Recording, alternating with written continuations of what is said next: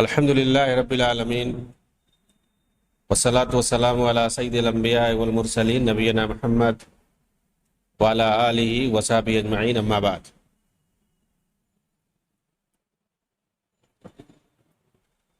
رب اشرح لی صدری ویسر لی امری واحلل عقدۃ من لسانی یفقہوا قولی۔ محترم ناظرین کرام، احباب گرامی اور دیگر سامعین،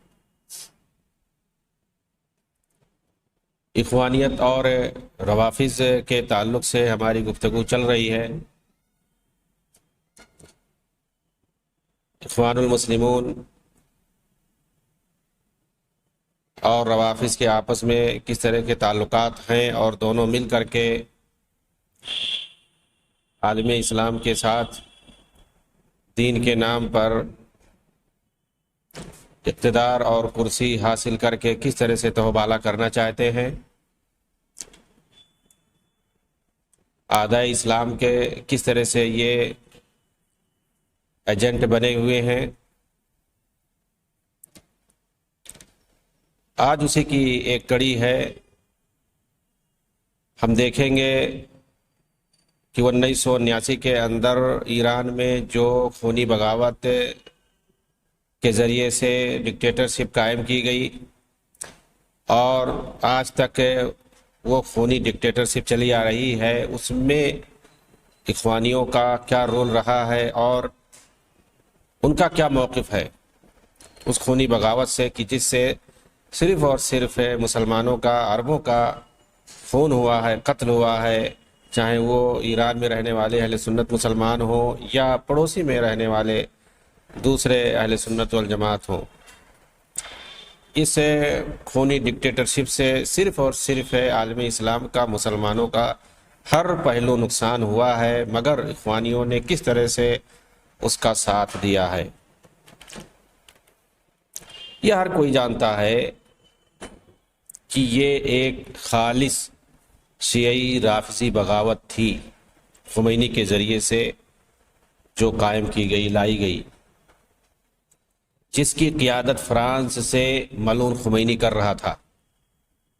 کامیابی دیکھ کر فرانسیسیوں کے حفاظتی دستہ کے ساتھ امریکی جہاز میں تہران لایا گیا۔ پھر اس کے بعد اس ملعون نے ایران پر ایک صحابہ دشمن ڈکٹیٹر ظالمانہ حکومت کی ایسی بنیاد ڈالی جو صرف مسلمانوں کی جانی دشمن ہے اور اب تک 50 لاکھ مسلمانوں کو قتل و بربادی کے گھاٹ اتار چکی ہے۔ یہ ڈکٹیٹر، اس قاتل حکومت میں سنی مسلمانوں کے لیے کوئی جگہ نہیں ہے۔ خمینی ایک خبیث قسم کا سنی دشمن، صحابہ دشمن، ملعون رافضی، امریکہ اور یورپ کا پکا ایجنٹ تھا۔ علماء امت نے اس کے کافر ہونے کا فتویٰ دیا ہے۔ اس کی کتابیں کفر سے بھری ہوئی ہیں، ان میں سب سے اس کی مشہور کتاب الحکومہ الاسلامیہ ہے۔ بعض اہل علم سے منقول ہے کہ جو اس ملعون کے کافر ہونے میں شک کرے وہ بھی کافر ہے۔ اس کے اور اس کی بغاوت کے خلاف نیز اس کے خارجی، باغی اور کافر ہونے کا فتویٰ رابطہ عالم اسلامی کے تیسرے کانفرنس میں آپ تفصیل سے دیکھ سکتے ہیں۔ تو یہ خمینی تھا ملعون، جو زندگی کا بیشتر حصہ اس نے فرانس میں، پیرس کے اندر گزارا ہے، ایسے علاقے میں جو علاقہ CIA، امریکہ کی خفیہ ایجنسی CIA کے نام پر وہ علاقہ تھا، رجسٹر تھا، اس علاقے میں یہ ملعون خمینی رہتا تھا۔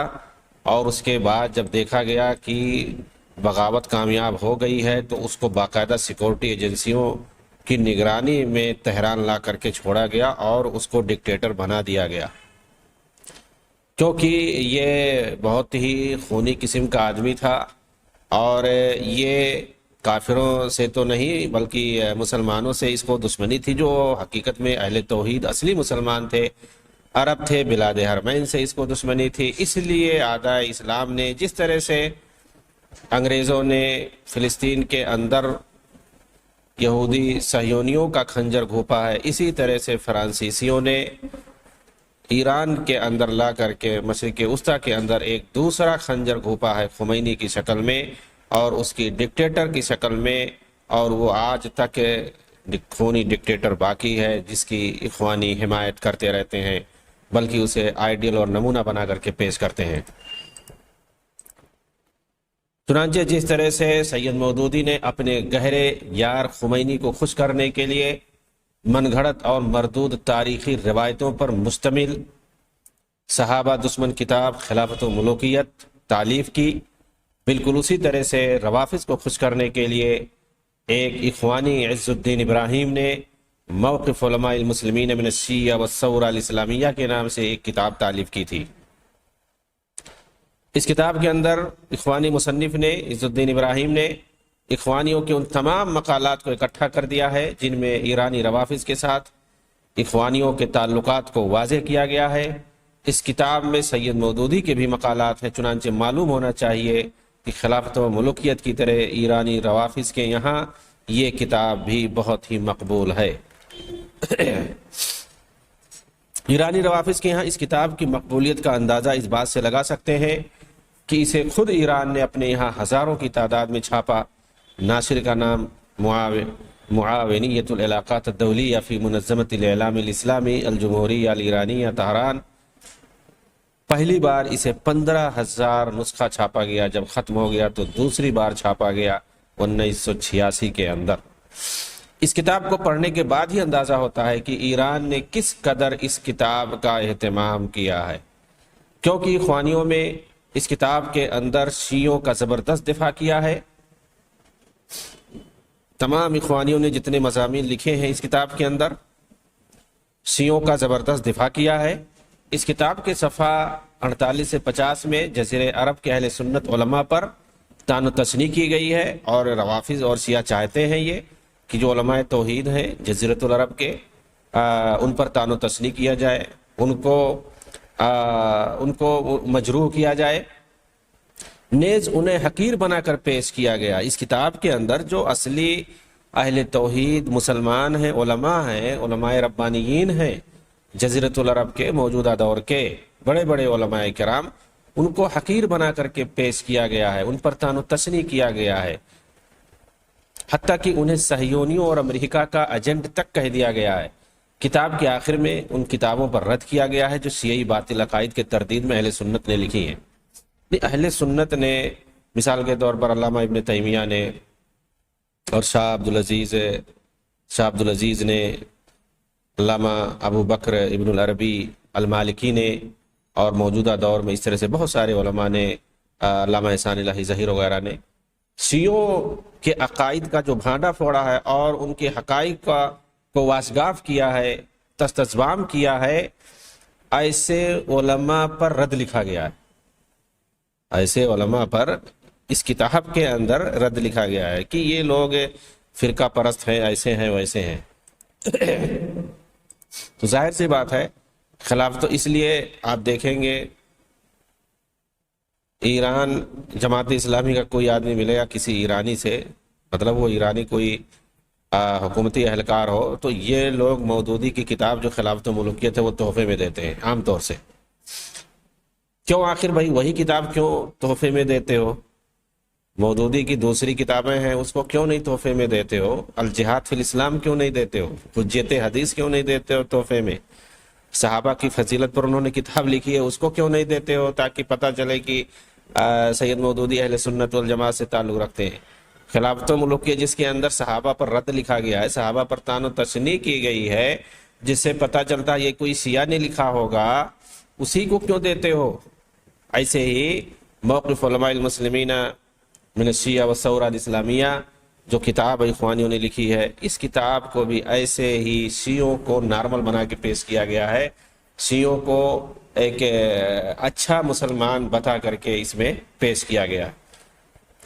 ذرا غور کریں، یہ اخوانی عراق ایران جنگ کے موقع پر کہتے تھے، جو خمینی نے بغاوت کے ذریعے سے برپا کی تھی 80 کی دہائی میں، کیا یہ کہتے تھے کہ صدام حسین کو ایران کے خلاف بھڑکایا گیا ہے، ایران کے خلاف بھڑکایا گیا ہے، جبکہ اس مردود نے، خمینی نے عراق کے اندر شیعوں کو بھڑکایا تھا حکومت کے خلاف، اور کئی ملیشیا اور فرقہ پرست اس طرح سے تنظیمیں، مسلح تنظیمیں بنا رکھی تھی، جس طرح سے اخوانی اپنے مسلح تنظیم بنا کے رکھے تھے یمن کے اندر، مصر کے اندر، سیریا کے اندر، اور اسی طرح سے اردن کے اندر۔ اس زمانے میں ایسے خمینی نے بھی مسلح فدائی فوج بنا رکھی تھی، خفیہ طور پر شیعوں کی بنا رکھی تھی عراق کے اندر، بتائیے۔ لیکن یہ کیا بولتے تھے اخوانی کہ صدام حسین کو ایران کے خلاف بھڑکایا گیا ہے، اسے خلیجی ممالک اور یہودی و امریکی حکومت کی مدد حاصل تھی، یعنی تمام مسلمان اس وقت عراق کی مدد کر رہے تھے، عراق کے لیے دعا کر رہے تھے، اور جو شیطانی حکومت تھی شیعوں کی، رافضیوں کی، اس کے خلاف بد دعا کر رہے تھے۔ لیکن یہ اخوانی اس وقت ملعون خمینی اور ایرانیوں کا ساتھ دے رہے تھے۔ مزید اخوانیوں نے کہا کہ صدام حسین اور اس کی پارٹی دونوں کافر ہیں، بلکہ صدام تو شیطان سے بھی بڑا کافر ہے، جبکہ دوسری طرف ملعون خمینی کو اخوانیوں نے امام، مجاہد اور مصلح وقت قرار دیا۔ ایک طرف تم بولتے ہو کہ ہمیں کسی کی تکفیر نہیں کرنی چاہیے، ہم کسی کے دل میں گھس کے نہیں دیکھتے ہیں، تو صدام حسین کتنا ہی برا کیوں نہیں تھا، لیکن خمینی کے مقابلے میں تو سب سے اچھا رہا۔ اگر ملعون خمینی اور صدام کا موازنہ کیا جائے تو کوئی بھی ادنا سا مسلمان بھی خمینی کی طرف نظر اٹھا کے نہیں دیکھے گا، کتنا ہی ظالم اور برا رہا ہو صدام حسین، لیکن ملعون خمینی کے مقابلے میں اس کو ہر کوئی اچھا سمجھے گا۔ لیکن یہ اخوانی ایک طرف اس کو کافر کہتے تھے، طاغوت کہتے تھے، اور اس ملعون انسان کو امام اور مجاہد اور مصلح وقت ریفارمر کہتے تھے، نعوذ باللہ۔ اور کہا کہ یہ خلیج کے اندر صہیونیوں اور امریکیوں کے خلاف جہاد کر رہے ہیں۔ کون؟ ایرانی۔ ان کے خلاف وہی لڑ سکتا ہے جو صہیونیوں کا ایجنٹ ہوگا، ایرانیوں کے خلاف، نعوذ باللہ۔ مذکورہ کتاب، یہ جو موقف علماء المسلمینہ ہے، اس کے صفحہ 44 پر مؤلف نے لکھا، عز الدین ابراہیم نے، کہ مصر کے اندر چھپنے والے اخوانی اخبارات، الدعوہ، الاعتصام اور المختار وغیرہ، یہ سب اخوانی مجلات ہیں، اخبارات ہیں۔ ان اخبارات کے اندر ایرانی انقلاب کے حق میں اخوانی مسلسل لکھ رہے تھے، یہ ثابت کرتے ہوئے کہ یہ انقلاب اسلامی ہے۔ یہ جو ملعون خمینی کی جو بغاوت تھی، خونی بغاوت جو تھی، ہزاروں لوگوں کو اس نے قتل کیا تھا، اس کو یہ لوگ اسلامی انقلاب کا نام دے رہے تھے، اس کا دفاع واجب ہے۔ اور یہ اخبارات، یعنی یہ سارے اخوانی اخبارات، اس وقت کے ساداتی اور امریکی میڈیا کے سامنے چٹان بنے ہوئے تھے۔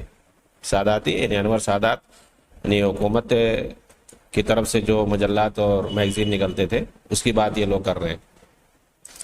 الاعتصام نے اپنے شمارہ ذی الحجہ 1400 ہجری کے اندر، یعنی اکتوبر 1980 کے فرنٹ پیج پر لکھا تھا، الرفیق التکریتی تلمیذ مشیل افلق الذی یرید ان یصنع قادسیۃ جدیدۃ فی ایران المسلمہ۔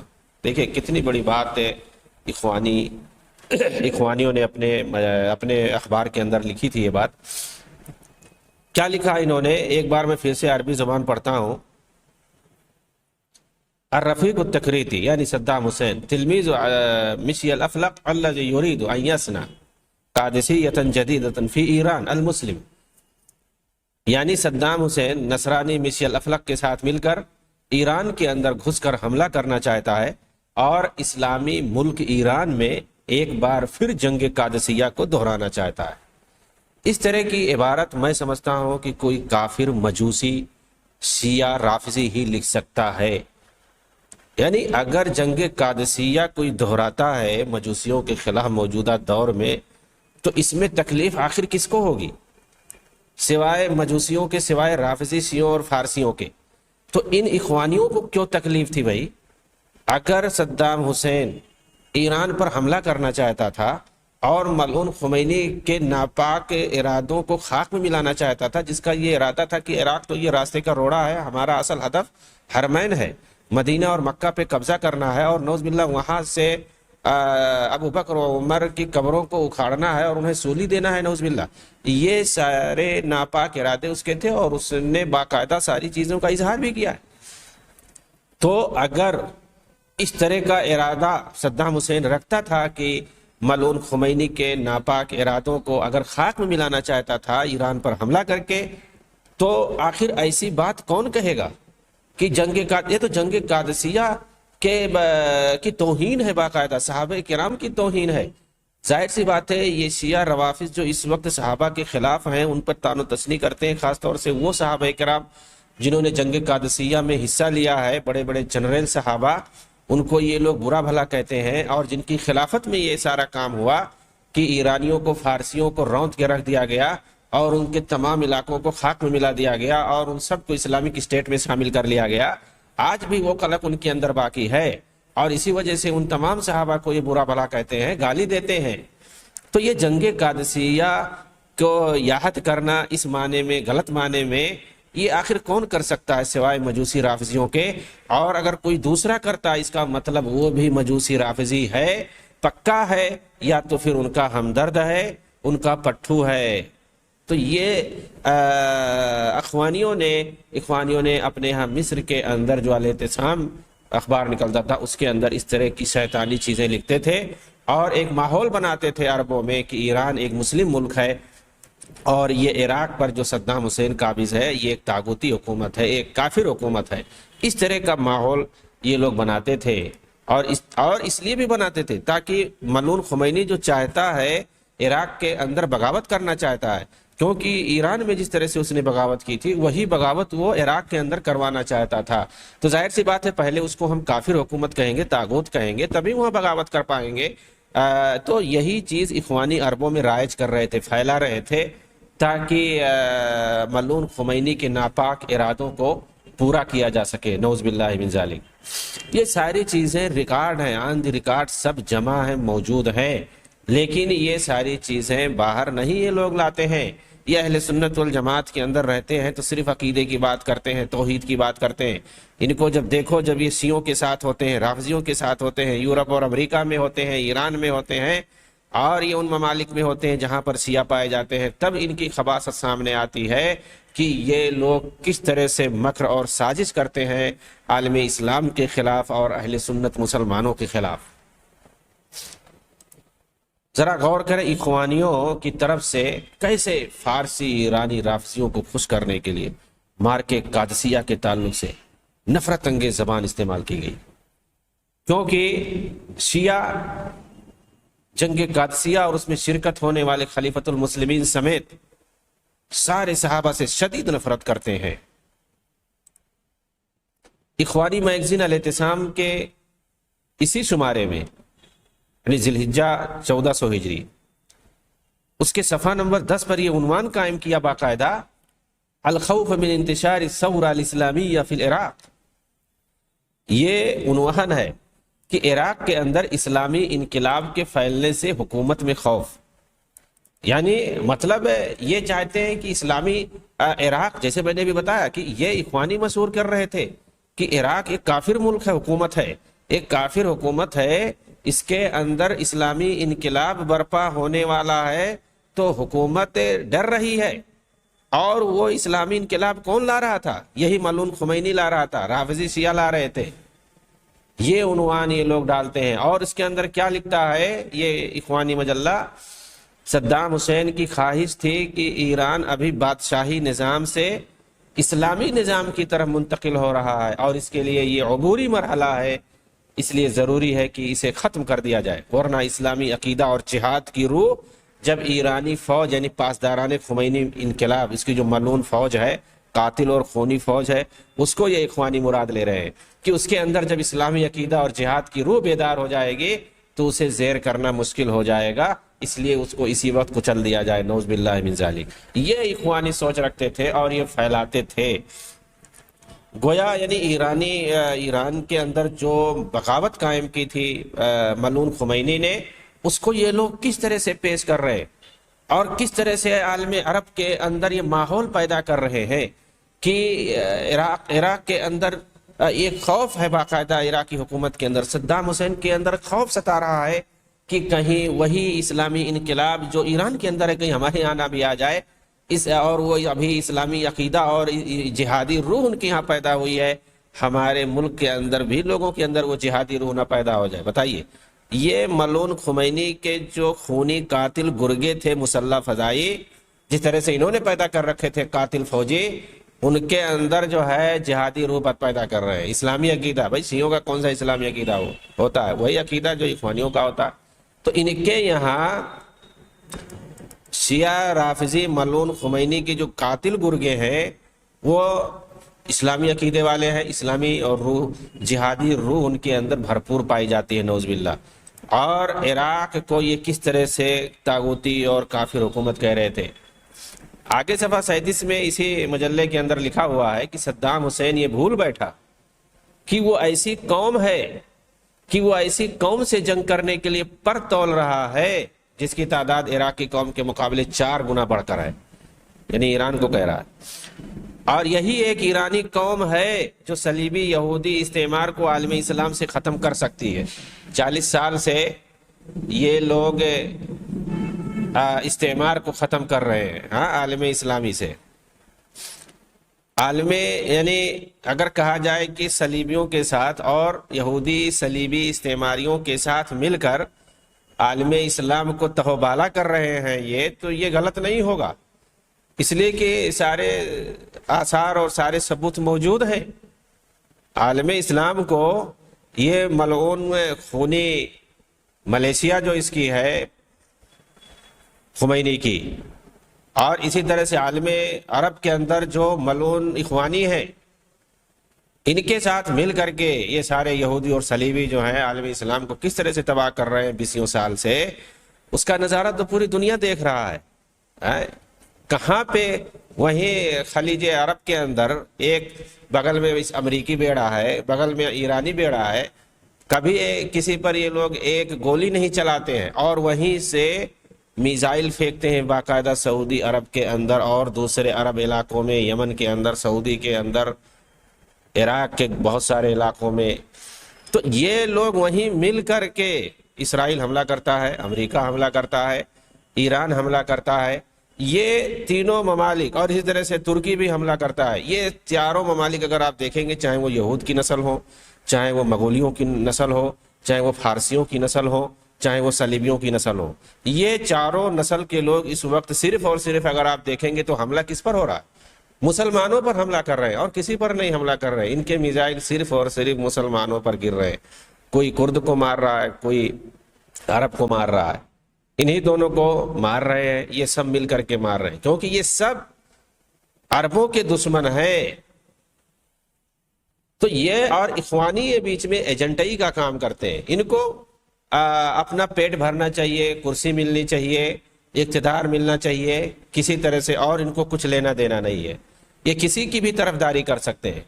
چنانچہ اگر یہ حقیقی مسلمان ہوتے، کیونکہ ایک مسلمان اپنے عقیدے کا سودا نہیں کرتا، اپنے دین کا سودا نہیں کرتا دنیا کے مقابلے میں، لیکن یہ ملعون خمینی کے لیے اپنے آپ کو انہوں نے بیچ دیا تھا باقاعدہ. اس کے لیے یہ لوگ جان دے رہے تھے. اور کس کے خلاف؟ کس کے خلاف یہ اگر آپ پوچھیں گے تو دنگ رہ جائیں گے. مسلمانوں کے خلاف، عربوں کے خلاف، عراق کے خلاف، سعودی کے خلاف، کویت کے خلاف، امارات کے خلاف، یمن کے خلاف. یعنی جہاں پر اہل توحید بستے ہیں، جہاں پر بلاد حرمین ہے، ان لوگوں کے خلاف یہ لوگ مجوسیوں کا ساتھ دے رہے ہیں اور ان کے ہاتھ میں بکے ہوئے ہیں.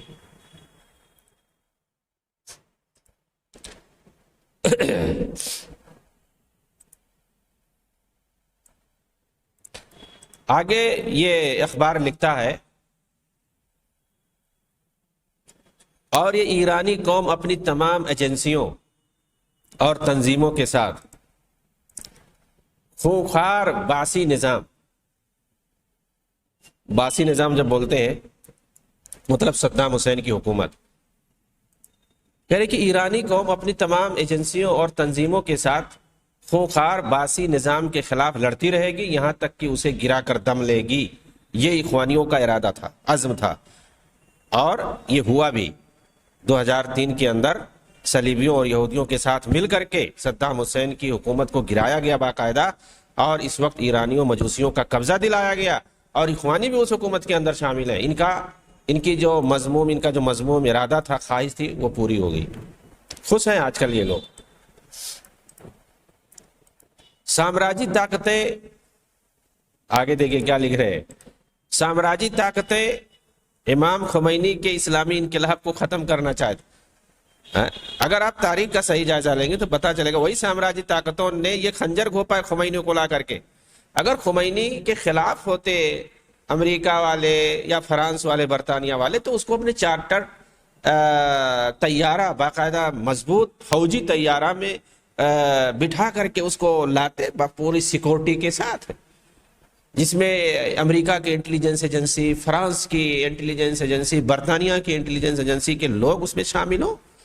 وہ لوگ لا کر کے بحفاظت تہران میں اتارتے اور حکومت سپرد کر دیتے. لے بیٹا آخر اتنی زیادہ. تو کہنے کا مطلب یہ ہے یہ ساری سامراجی طاقتیں تھیں. اگر خمینی یہ سامراجی طاقتوں کے خلاف تھا تو سامراجی طاقتوں کی گود میں کیوں کھیل رہا تھا؟ 20 سال وہاں پیرس میں کیا کر رہا تھا آخر وہ؟ اس کی تفصیل کسی کے پاس نہیں ہے. تفصیل ملے گی لیکن یہ اخوانی کبھی نہیں وہ تفصیل دکھائیں گے. ایران کبھی نہیں وہ تفصیل آپ کو بتائے گا. وہاں کیا کرتا تھا، کیا کرتا رہا 20 سالوں میں، یہ کوئی نہیں آپ کو بتائے گا. امریکہ کے ساتھ اس نے کیا پلاننگ بنائی مل کر کے، برطانیہ کے ساتھ اور فرانس کے ساتھ مل کر کے، اور پھر اس کو بحفاظت تہران کے اندر کیسے لایا گیا، اتارا گیا. کوئی سارے جو ہے امریکہ اور فرانس اور برطانیہ کے بڑے بڑے لیڈران تھے جنہوں نے لے کر کے اس کو یہاں پہ لایا. تو یہ اگر خلاف تھا اخوانی، دیکھیں کیا یعنی پرچار کیسا، پروپیگنڈا کیسا عالم عرب میں پھیلا رہے ہیں کہ سامراجی طاقتیں امام خمینی کے اسلامی انقلاب کو ختم کرنا چاہتے ہیں. اللہ اکبر. اس ایرانی انقلاب کو اگر مٹا دیا گیا تو طاغوتی حکومتوں سے وہ خطرہ ٹل جائے گا جس کی توقع اس انقلاب کے رہتے ان ممالک میں کی جا سکتی ہے. یعنی جتنے عرب ممالک ہیں ان سب کو یہ اخوانی طاغوتی حکومت کہتے ہیں، سوائے ایرانی حکومت کے جو ڈکٹیٹرشپ ہے، ملعون خمینی کی بغاوت، اسی کو یہ لوگ اسلامی حکومت اور اسلامی انقلاب کہتے ہیں اور اس کو آئیڈیل مانتے ہیں جیسا کہ میں نے بتایا ہے. تو دیکھیے کیا کہہ رہے ہیں، مطلب ان کا کہنے کا، اخوانیوں مردود اخوانیوں کے کہنے کا یہ ہے کہ ملعون خمینی نے جو بغاوت قائم کی تھی اس کو یہ لوگ اسلامی انقلاب کہتے ہیں کہ اس کا باقی رہنا ضروری ہے، ورنہ جو دوسری طاغوتی حکومتیں ہیں وہ پھر جو ہے مضبوط ہو جائیں گی اور اس کا رہنا اس لیے ضروری ہے. بتائیے کیسی باتیں یہ لوگ کر رہے ہیں.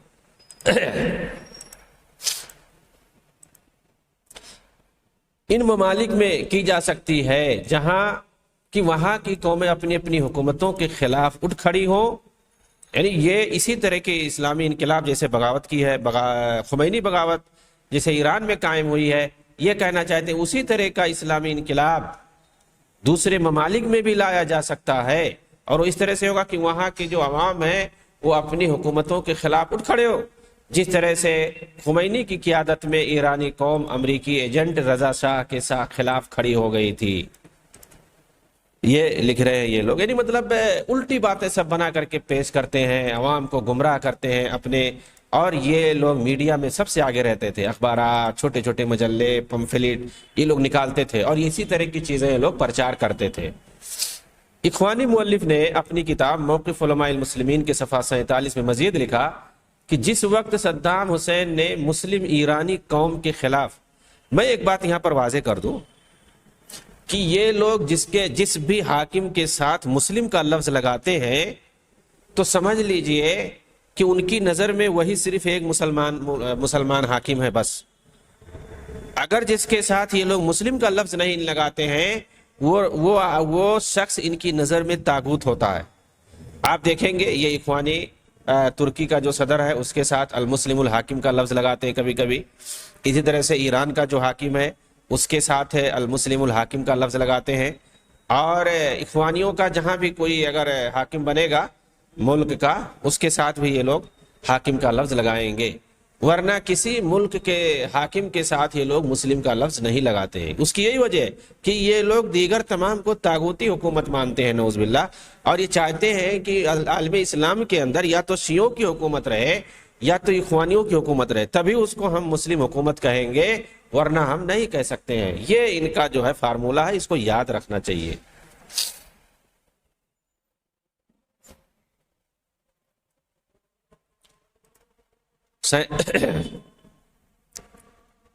آگے تفصیل سے انشاءاللہ باتیں آئیں گی. اللہ تعالیٰ ان مردود اخوانیوں اور رافضیوں سے عالم اسلام کو بچائے، محفوظ رکھے اللہ تعالیٰ، آمین. وآخر دعوانا ان الحمد للہ رب العالمین، والسلام علیکم ورحمۃ اللہ وبرکاتہ۔